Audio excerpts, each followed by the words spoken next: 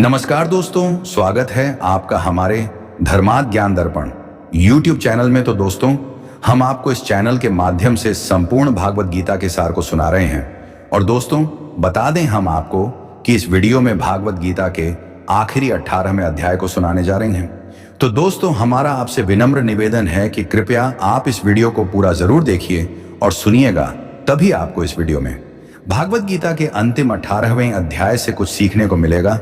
तो दोस्तों, चलिए अब शुरू करते हैं इस वीडियो को भागवत गीता के आखिरी 18वें अध्याय से। तो जैसे कि दोस्तों, भागवत गीता का 18वां अध्याय श्री कृष्ण का अंतिम संदेश है और इसकी शुरुआत अर्जुन द्वारा वेदांत की दो सबसे महत्वपूर्ण अवधारणाओं संन्यास त्याग और त्याग त्याग की सटीक परिभाषाएं पूछने से होती है। कृष्ण अतीत के बुद्धिमान ऋषियों को उद्धृत करते हैं। वे स्पष्ट करते हैं कि संन्यास इच्छा प्रेरित कर्मों का त्याग है, जबकि त्याग कर्म के फलों का त्याग है। लोकप्रिय धारणा के विपरीत न तो संन्यास और न ही त्याग कर्म का त्याग करने का संकेत देते हैं। कर्म जारी रहता है। कर्म में उत्कृष्टता के मार्ग में आने वाली दो चीजों को त्यागना पड़ता है: अतीत की इच्छा और भविष्य के फल की चिंता। कर्म आरंभ करने के लिए इच्छा आवश्यक है। इच्छा के बिना कोई कर्म नहीं किया जा सकता। इसी तरह कर्म करने से पहले मन में हमेशा फल होता है। हालांकि कर्म करते समय मन का 100% कर्म पर केंद्रित होना चाहिए। यदि इस समय मन मृत अतीत या अजन्मे भविष्य में भटकता है तो वह वर्तमान कर्म पर ध्यान केंद्रित नहीं कर पाता। कर्म दोषपूर्ण और अप्रभावी हो जाता है, जिससे विफलता होती है। और दोस्तों, कृष्ण आगे कहते हैं कि कुछ आरषि कहते हैं कि सभी कर्मों को दोषपूर्ण मानकर त्याग देना चाहिए, जबकि अन्य कहते हैं कि त्याग, दान और तपस्या के कर्मों को कभी नहीं छोड़ना चाहिए। अधिकांश लोग इच्छाओं से लदे हुए हैं। उन्हें खुद को शुद्ध करने के लिए त्याग, दान और तपस्या के कर्म करने की आवश्यकता है। उनके लिए आसक्ति और फल से मुक्त कर्म ही आध्यात्मिक विकास का मार्ग है। जो विरल व्यक्ति बोध की दहलीज पर है और पूरी तरह से ध्यान में लीन है, उसे अंतिम विचार मंत्र को छोड़ देना चाहिए, जो अब एक बाधा है। यह उसे ज्ञान की उच्च अवस्था में जाने से रोकता है। उसे सभी कर्म, वासनाओं को छोड़ देना चाहिए, जिसमें अंतिम वासना बोध की इच्छा है। और दोस्तों, त्याग 3 प्रकार का होता है। तो जैसे कि दोस्तों, सात्विक, राजसिक और तामसिक। और मोह के कारण अनिवार्य कर्म का त्याग करना तामसिक है। यह त्याग बिल्कुल नहीं है। मिथ्या या राजसिक त्याग वह है जो शारीरिक कष्ट के डर से कष्टकारी कर्म का त्याग करता है। सच्चा या सात्विक त्याग वह है जो अनिवार्य कर्म को इसलिए करता है क्योंकि उसे करना ही चाहिए, आसक्ति और फल का त्याग करता है।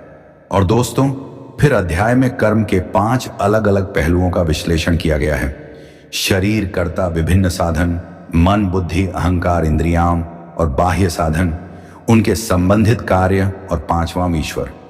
ईश्वरीय आत्मा निष्क्रिय रहती है, लेकिन अन्य सभी संस्थाओं को सजीव करती है और उन्हें कार्य करने में सक्षम बनाती है।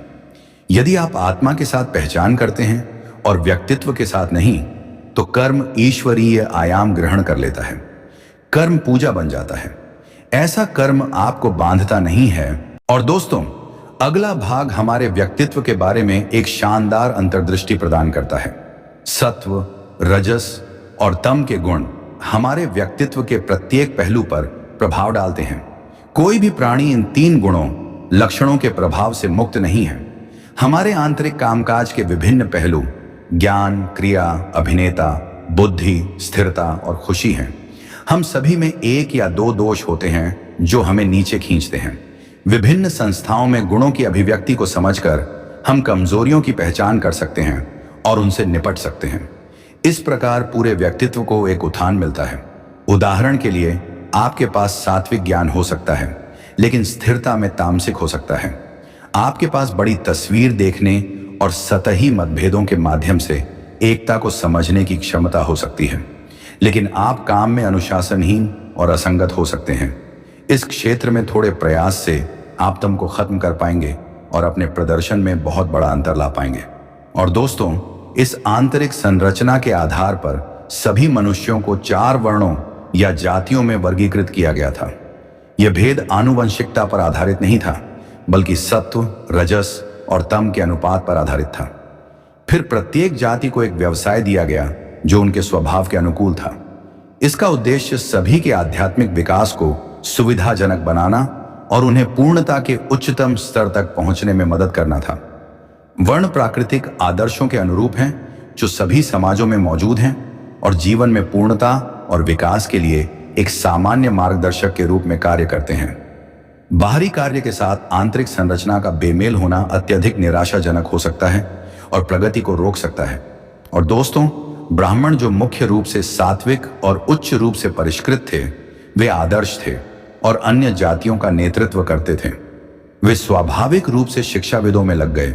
विज्ञान, चिकित्सा, इंजीनियरिंग आदि के क्षेत्रों में अध्ययन, अनुसंधान और अध्यापन। वे संगीत, कला, साहित्य और दर्शन जैसे कौशल में भी माहिर थे।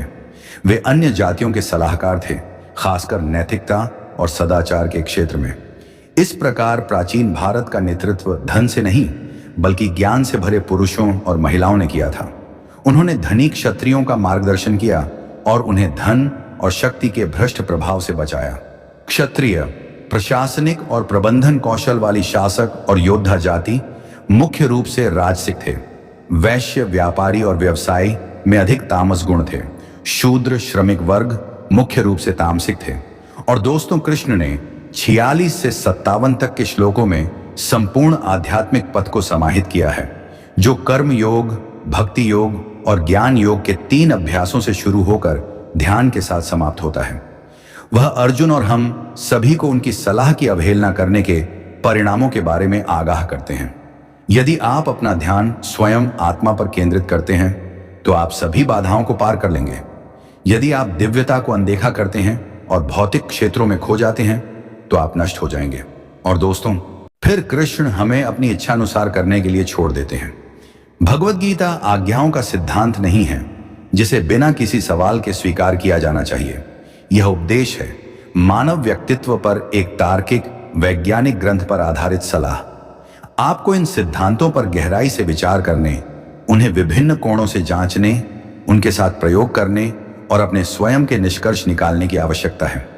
ठीक वैसे ही जैसे आप भौतिकी या रसायन विज्ञान के साथ करते हैं। फिर आप अपने आप ही उन्हें जी लेंगे। आप गीता में बताए गए सत्य का अनुभव करेंगे और दुनिया में रहते हुए मुक्ति पाएंगे। आप एक राजा की तरह रहेंगे, एक सन्यासी की तरह सोचेंगे, दुनिया के संसाधनों पर नियंत्रण रखेंगे लेकिन उन पर निर्भर नहीं रहेंगे। तो दोस्तों, आपको हमारी यह भागवत गीता के 18वें अध्याय की वीडियो कैसी लगी कमेंट करके जरूर बताएं। और दोस्तों, आपको हमारी यह भागवत गीता के 18वें अध्याय की वीडियो आपको अच्छी लगी हो तो प्लीज हमारी इस वीडियो को एक लाइक जरूर कर देना। और दोस्तों, आपने अभी तक हमारे इस चैनल को सब्सक्राइब नहीं किया हो तो प्लीज हमारे इस चैनल को सब्सक्राइब जरूर कर देना, क्योंकि आने वाली इसी तरह की कहानी की वीडियो की नोटिफिकेशन आप तक सबसे पहले पहुंचे। तो दोस्तों, तब तक के लिए धन्यवाद। मिलते हैं इसी तरह की अगली नई कहानी की वीडियो में। तब तक के लिए जय श्री कृष्ण। दोस्तों,